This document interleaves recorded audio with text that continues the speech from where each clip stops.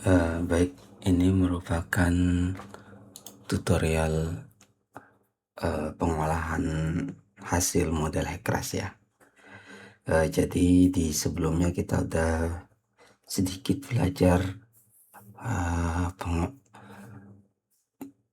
untuk membuat model Hekras, salah satunya kemarin Dambridge ya.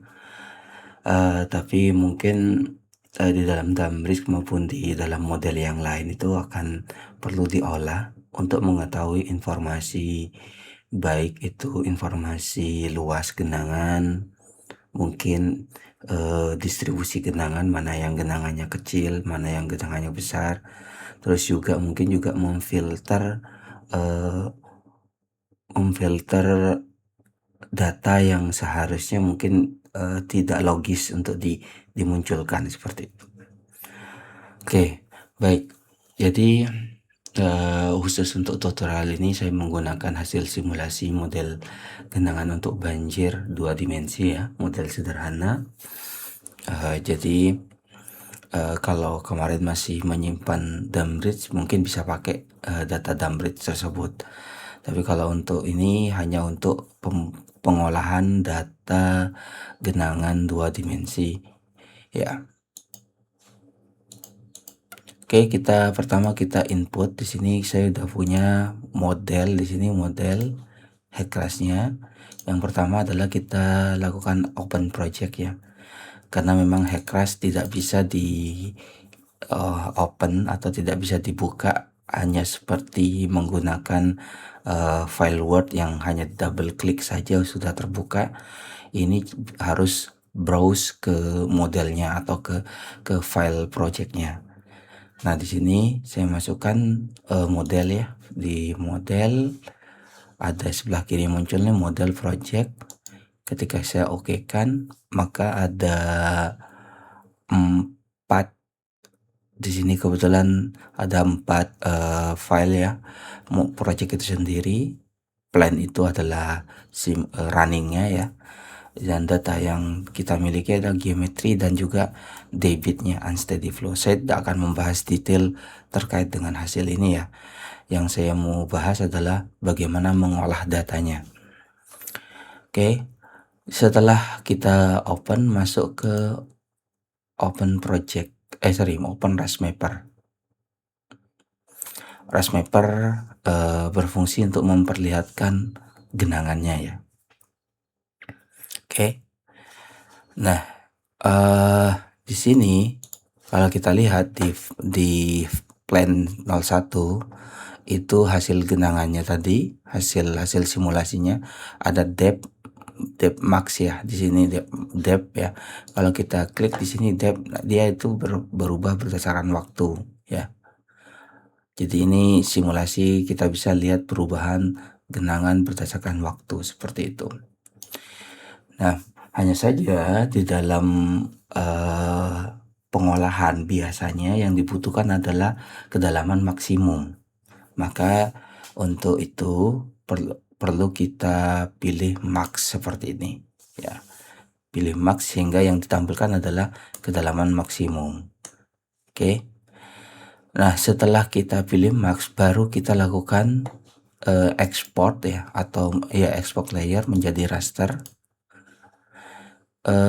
Di sini ada pilihan cell size, saya mau ganti di sini jadi kedalaman misalkan, biar ini ya, kedalaman, biar namanya unik ya, maksudnya nanti karena kalau nama defaultnya depth max itu mungkin kita akan bingung file yang mana kalau kita melakukan berulang kali ekspor ini.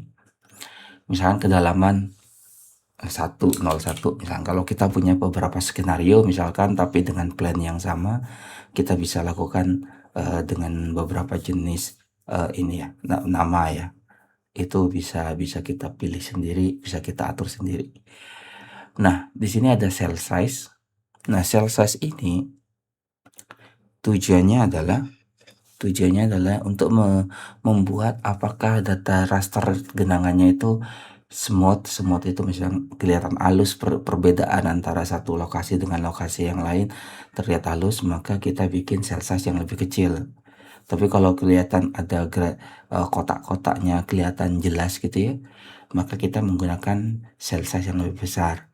Hanya saja kalau cell size lebih besar biasanya lebih kasar, tapi dia lebih ringan. Tapi kalau cell size lebih kecil dia lebih halus tapi lebih berat. Maka ini bisa moderat lah ya, bisa dipilih sesuai dengan kemampuan komputer sama keinginan untuk mendapatkan hasil yang halus tadi. Oke, jadi kita mungkin kita anggap 2 meter saja lah untuk kasus ini. Jadi ini tergantung selera dan tergantung kemampuan PC ya, atau komputer ataupun laptop yang digunakan. Oke, jadi ini kita gunakan cell size-nya 2 meter. Maka semakin kecil dia akan semakin lama proses generatingnya ini, tapi semakin besar dia akan semakin cepat. Maka ketika udah ada tulisan full di sini dan created, berarti seluruhnya sudah disimpan ya, udah disimpan. Maka kita tinggal oke saja ya. Oke. Di sini maka akan muncul kedalaman 01 tanda flash di sini ya. Bukan tanda flash, tanda disket ya, tanda save ya. Oke. Maka berarti ini sudah muncul, kita tinggal ambil datanya di folder projectnya, ini model ya. Ngambilnya ada di, kan ini plan 1, maka di sini di plan 01 juga. Maka akan muncul di sini kedalaman, di sini kelihatan di sini kedalaman 01 ya, ada kedalaman 01. Maka data ini yang kita gunakan. Oke. Setelah itu baru kita siapkan project dari ArcGIS-nya. Kita bisa langsung add data seperti ini, atau kita langsung drag saja bisa, ini diklik terus di drag ke ArcGIS-nya, maka akan muncul seperti ini ya. Oke. Dalam beberapa kasus karena misalkan project itu dipindah-pindah ke satu file ke file yang lain, dan satu komputer ke komputer yang lain, folder tersebut terkadang projectnya itu nggak kebawa, artinya spatial reference-nya nggak ke bawah, sehingga di sini nanti akan ada notifikasi spatial reference-nya nggak ada, misalkan unknown atau seperti apa. Maka jangan khawatir, itu sebenarnya bukan error. Jadi tinggal kita analisis dengan cara langsung kita define projection ya.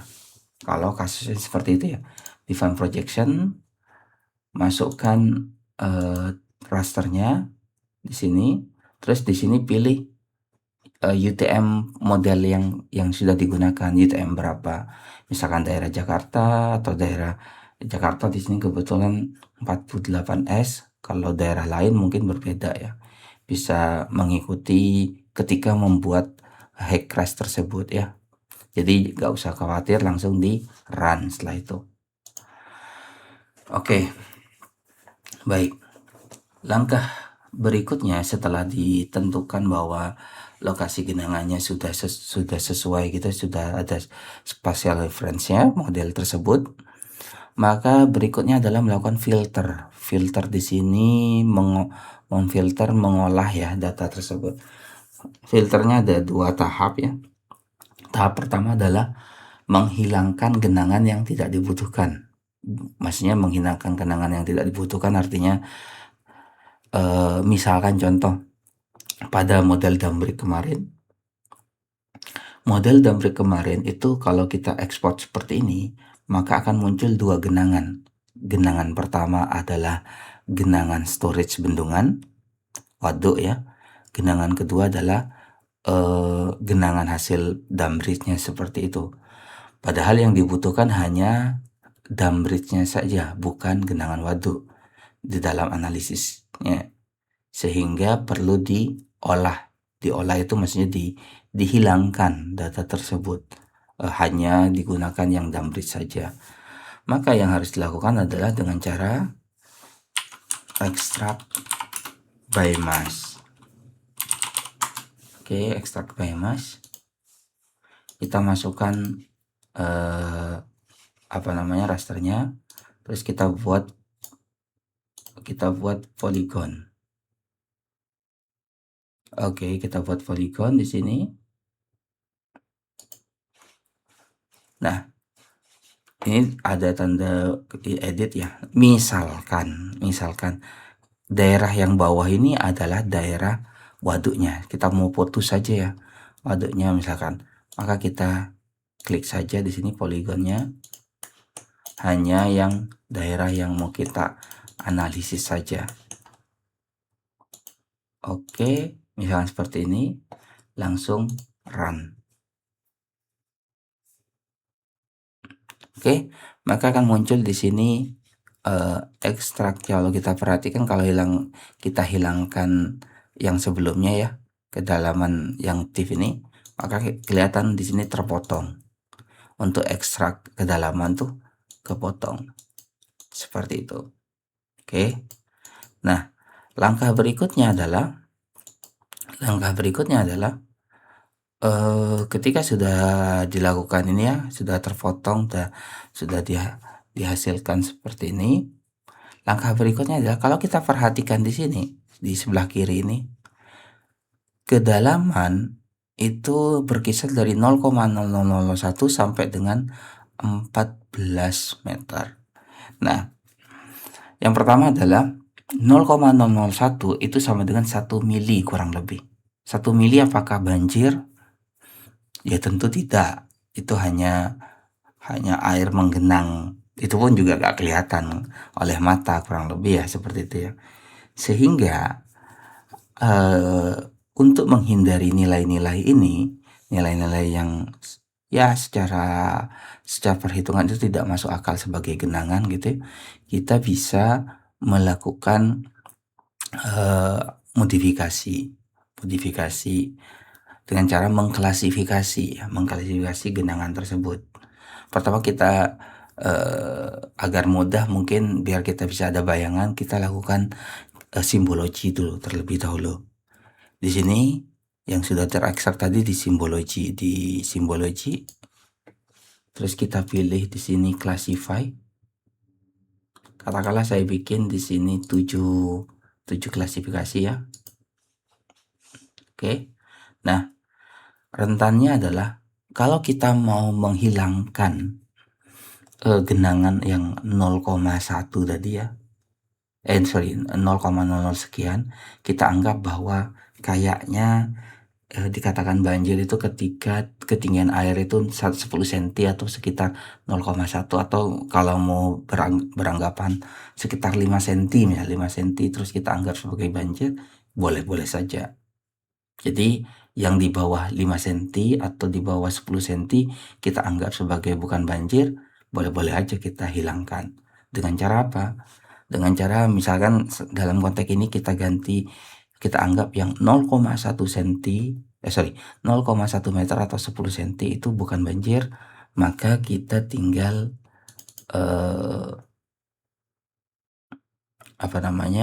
kita tinggal ganti dengan cara ini diganti 0,1 ya, 0,1 berarti interval yang pertama 0,1. Habis itu kita buat interval 1 artinya di bawah 1 meter, misalkan genangan di bawah 1 meter. Jadi antara 0,1 sampai dengan 1 meter, 2 meter, 3 meter misalkan, 4 meter, 5 meter. Dan mungkin kan nggak mungkin juga kita tampilkan genangan lebih dari sampai 14 meter kan nggak ini ya. Maka kita biarkan yang terakhir. Jadi sisanya ini adalah dianggap lebih dari 5 meter. Dalam tampilan peta pun juga dibuat seperti itu. Karena 14 meter itu bisa jadi kedalaman yang ada di sungai, itu yang pertama.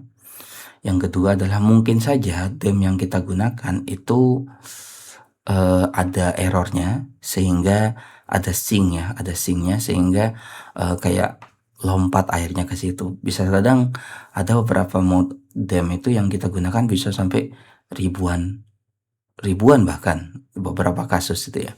Beberapa kasus karena memang dianggapnya kayak ada lubang jurang seperti itu. Jadi kita bisa sebagai seorang yang melakukan pemodelan, kita harus berpikir juga logis juga. Masa sih ada kedalaman lebih dari 100 meter, maka kita bisa hilangkan, kita anggap bahwa kedalaman tersebut sama halnya dengan kedalaman yang lebih dari 5 meter seperti itu. Jadi nggak harus ditampilkan nilai yang ada ini ya. Oke, setelah kita lakukan, kita close saja simbologinya, maka kita sudah punya hal seperti ini ya, genangan dan seterusnya.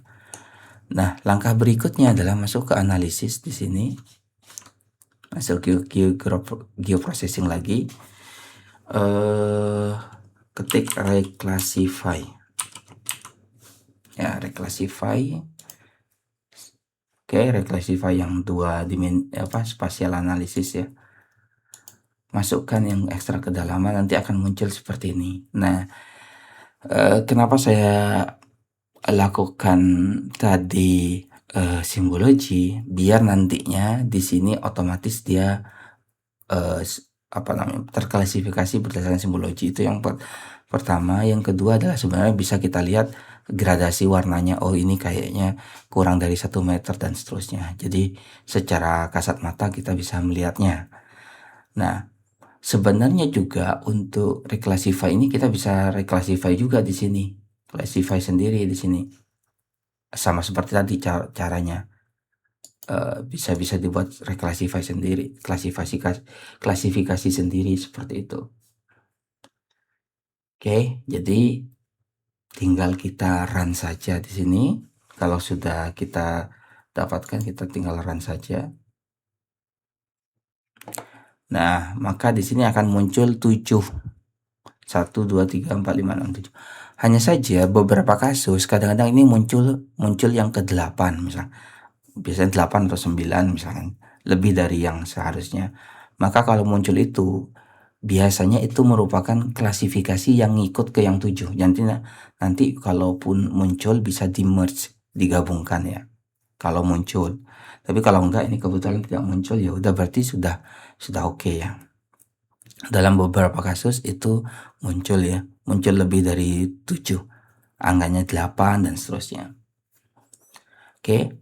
Jadi di sini nilai 1 menunjukkan kedalaman kurang dari 0,1 meter. 2 menunjukkan 1 sampai 2 meter dan seterusnya. Oke.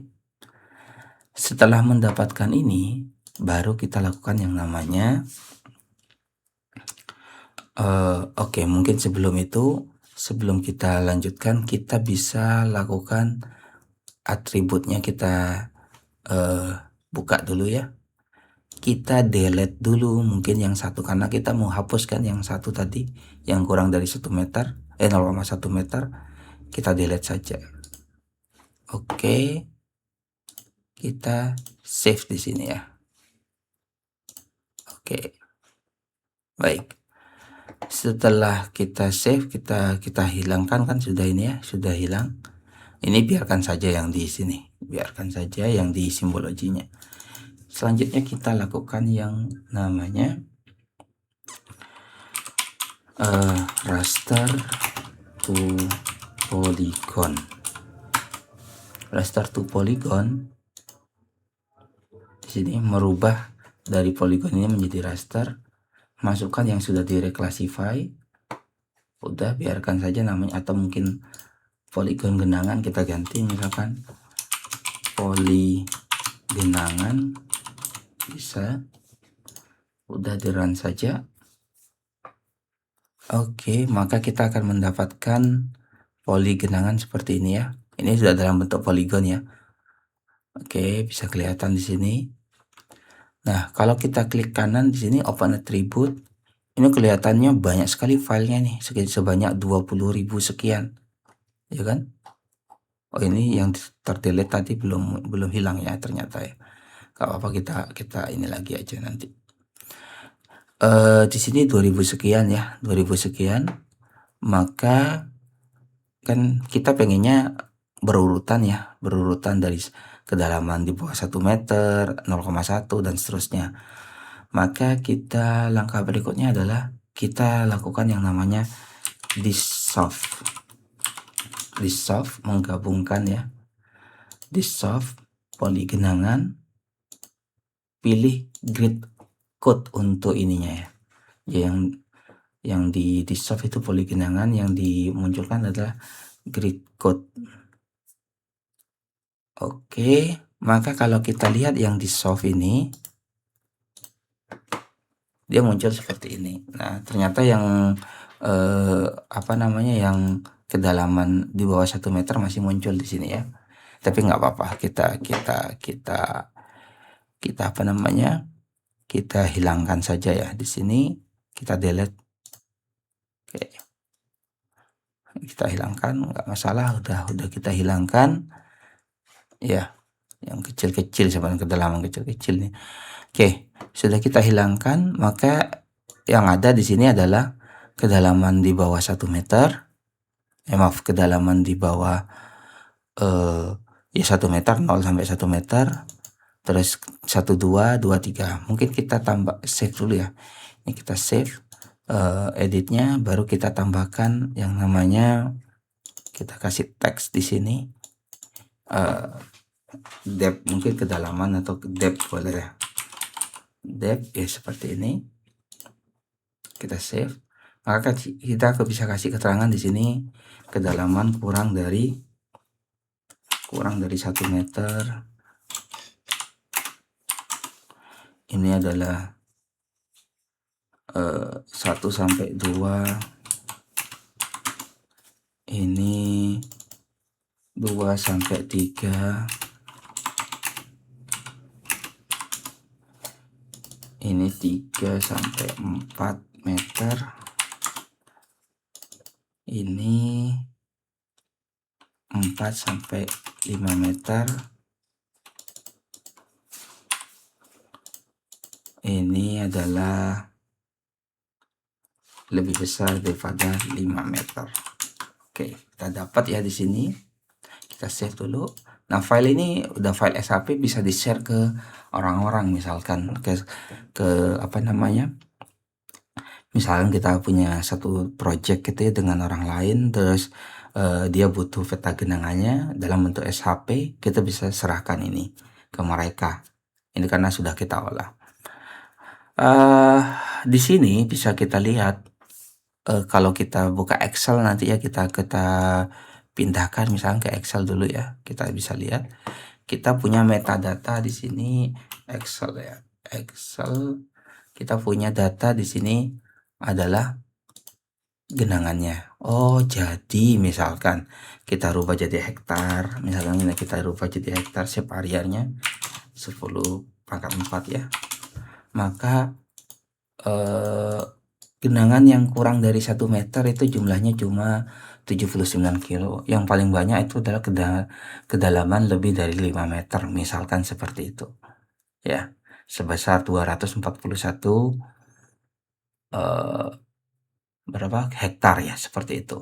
Nah, informasi ini bisa dimasukkan dalam bentuk tabel, dalam bentuk grafik gitu ya, di dalam laporan, sehingga kita bisa bercerita terkait dengan genangannya seperti apa perbedaannya. Kalau kita punya skenario pemodelan yang lain, katakanlah ini kala ulang 1000 tahun misalkan, kala ulang 1000 tahun, terus kita punya kala ulang 5 tahun, maka kita bisa bandingkan. Oh, perbedaannya seperti ini, yang kedalaman 5 meternya berkurang dan seterusnya dibandingkan dengan 5 tahun. dan seterusnya. Bisa kita berdiskusi menyampaikan dalam laporan, membahas bahwa seperti itu perubahannya. Naiknya berapa persen dan seterusnya itu kan bisa diolah selebihnya. Tapi yang jelas kita sudah punya data ini. Data bahwa kedalaman kurang dari 1 meter 79 dan seterusnya. Seperti itu ya. Oke, setelah dapat itu mungkin yang kita bisa lakukan juga adalah melakukan visualisasi. Oke, ini sudah. Mungkin kita masuk ke visualisasi. Coba saya menampilkan di sini simbologi juga ya. Simbologi. Kita masukkan unique di sini. Kita masukkan berdasarkan grid code ya.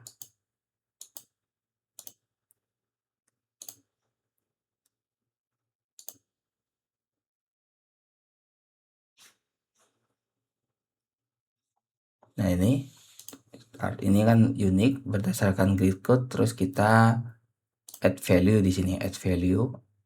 Kalau ini belum muncul, biasanya kadang-kadang muncul ya. Add value, ini dihilangkan yang bawah ini ya. Nah, ini tinggal kita ganti di sini kurang dari 1 meter, 1 sampai 2 meter, 2 sampai 3 meter, 3 sampai 4 meter, 4 sampai 5 meter, lebih dari 5 meter. Oke.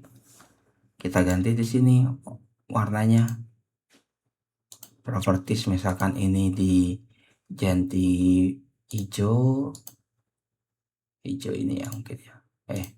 Hijau. Terus ini kita hilangkan no color ya untuk outline-nya biar gak kelihatan abu-abunya. Terus apply.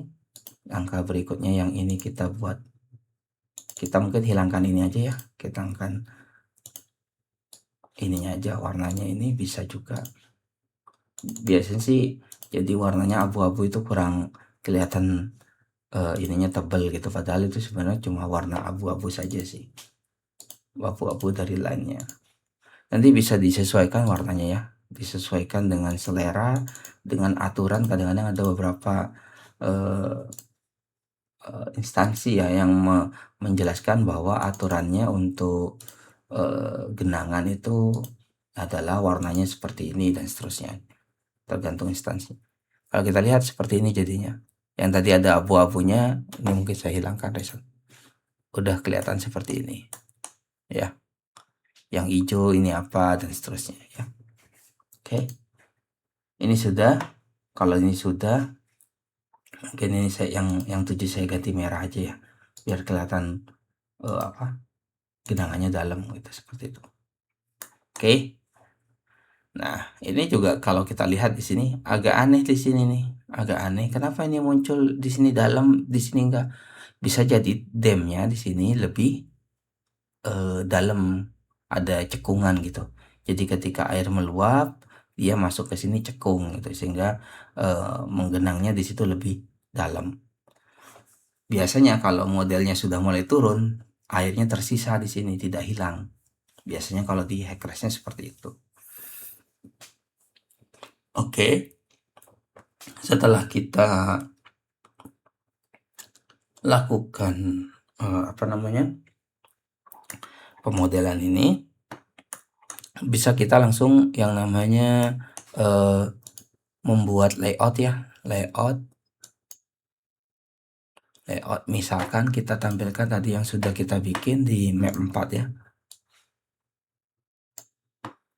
seperti ini. Saya rasa pembuatan layoutnya kalian bisa bisa dibuat tergantung selera ya, tergantung selera.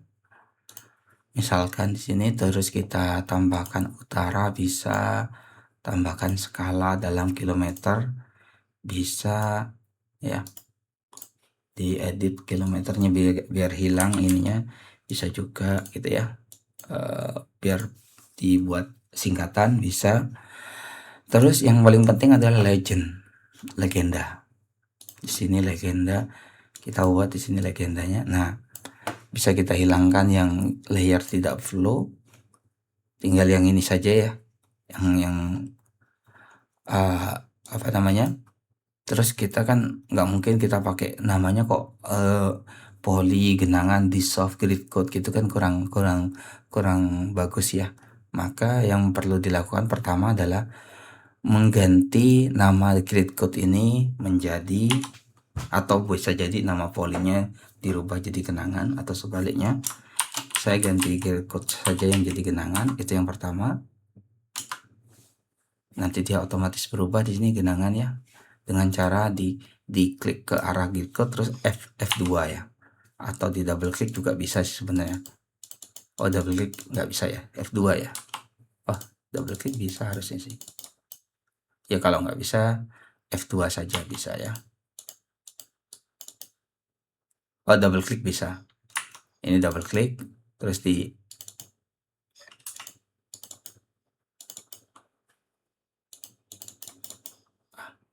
oh ya, itu bisa tadi ya. Nah, itu double klik terus dipindah kursornya, bisa diedit ya. Oke.